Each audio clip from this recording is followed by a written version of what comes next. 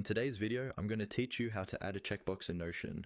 By the end of this walkthrough, you will be able to quickly create checkbox properties that you can use for tasks, status tracking, and simple yes or no fields inside your databases.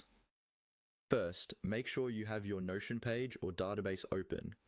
This method works best if you're using a database view, like a table, board, list, or gallery. If you're just on a blank page, you can create a simple database first, but once you're looking at a database, you're ready to go.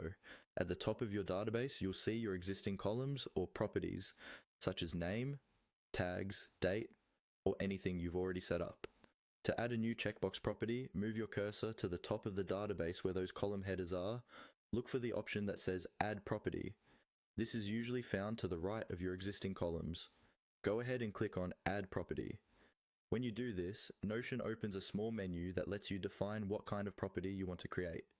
You'll also see a space where you can type a name for this new property.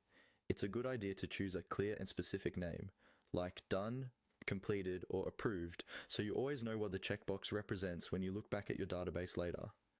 After clicking Add Property, the next step is to choose the property type. Notion offers a list of different types, such as text, number, select, date, and more.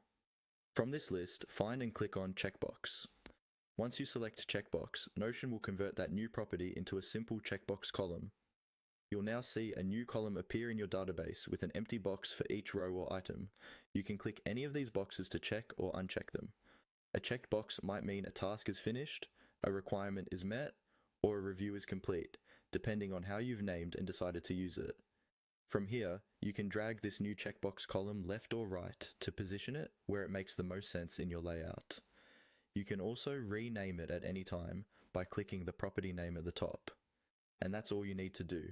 By clicking Add Property and then choosing Checkbox, you've added a simple, powerful way to track progress and decisions